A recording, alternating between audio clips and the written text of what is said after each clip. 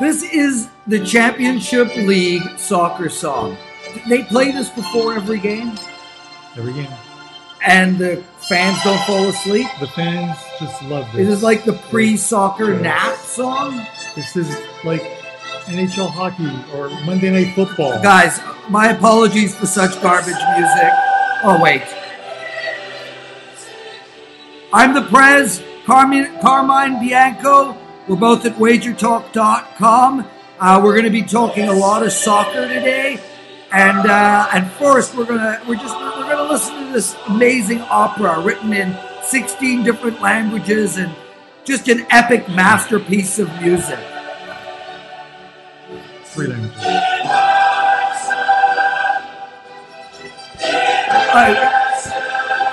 This is. Could you imagine this played before an NFL game? It was actually stir up the fans. Stir them. I could see this like maybe with the Gladiators or something, you know, before they come out, pump them all up with some really boring opera. Anyway, let's turn this crap up and talk soccer. As I said, I'm the Prez, Lawrence Prezman, co-founder of Wagertalk.com. On my left, Carmine Bianco, our resident soccer expert. Give me my pen.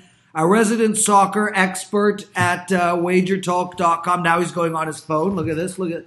Yeah, do you want to tweet? This is the girls. The girls. Let's get going here. Come on. We have a lot to cover. I love our chemistry. I want to point out, folks, I'm wearing a hat today. Carmine's bald. We're the same age. I just felt bad. I mean, just really the bottom line. Now my hat's a bit skew, and when you're looking at a screen, you don't know which way to fix it.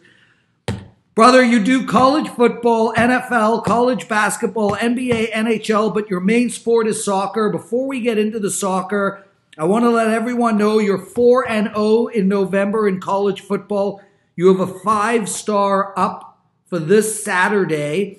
We're going to give it out to our listeners for $15.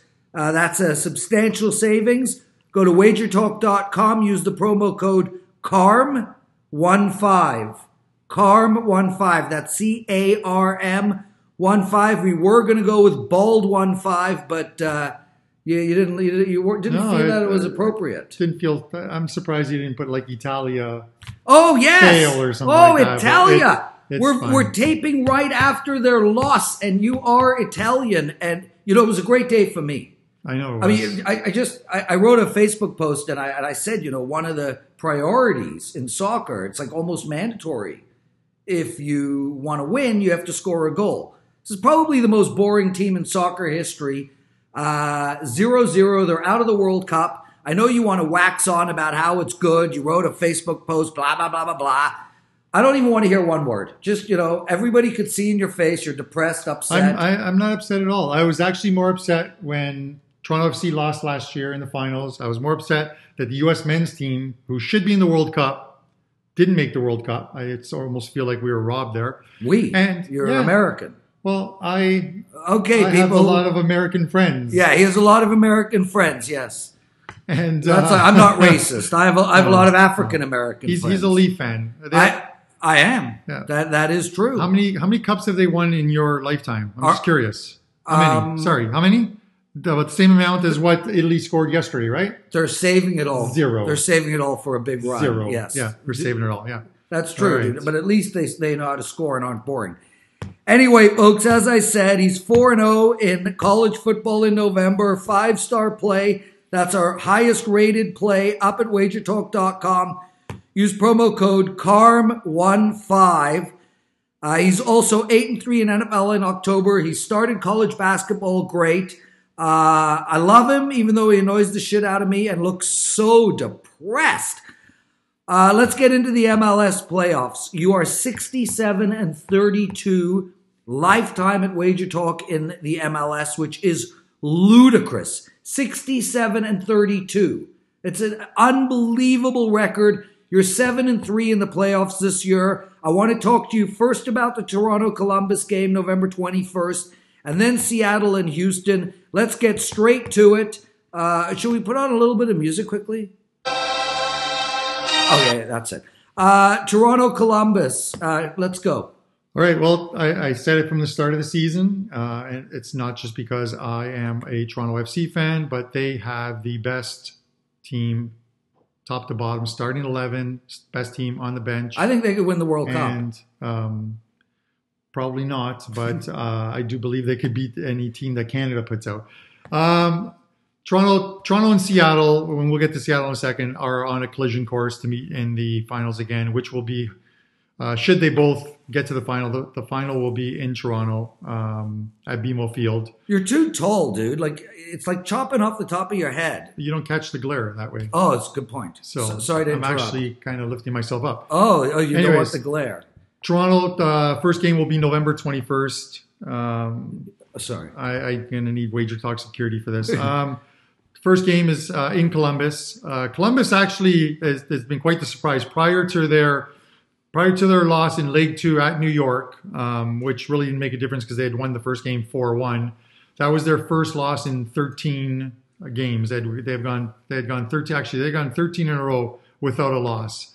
Well, they're going into Columbus this They week. literally did what Seattle did last year, which was they got hot at the right time, rode it into the playoffs, and came to Toronto and played probably the most boring game you could probably play and came away with a win. They're going into Columbus plus a half goal, likely, assuming Altidore doesn't play. Yep. Toronto will be without Giovinco. He picked up his a second yellow against New York, so he'll miss League 1. He'll be back for League 2. Altidore, it's at taping. It's unknown whether he'll be in the lineup or not. They're looking to get his red card rescinded. That very well may happen. I think it will. Toronto's a plus a half going into Columbus. I firmly believe Toronto comes out with a result. I know. So we're taking Toronto plus a half, regardless of Giovinco and Altidore playing. And I agree. I mean, they went in there last time. They won 5-0. They have Hamilton. Ricketts scored Ricketts. 2. Bradley. They have a great defense. They have a team from the outs from the back to the strikers. We can get a result. We'll go there. We'll get an important away goal and come home and finish the job in League 2. Seattle, Houston. Again, Seattle plus a half going into Houston. Seattle unbelievable at home. Not as unbelievable on the road, but a really good football team and a better team than Houston. With Seattle's new manager, they've only lost like one game out of 30 some odd games at home. That game was to Toronto FC, I believe, earlier this season. But they'll get a result. They're playing so well right now. Dempsey up front. They'll go to Houston, who are typically a very good home team, not so great on the road. Seattle will do the exact same thing. They'll look to play very well defensively, which they do. They'll get a result. They'd be perfectly happy leaving with a 0-0, 1-1 draw with that all-important away goal. I mean, I've always, I watch a lot of MLS, and Seattle's the Azuri of the North, really. I mean, they basically want to put you to sleep. You do. Speaking of putting you to sleep, let's listen to some music.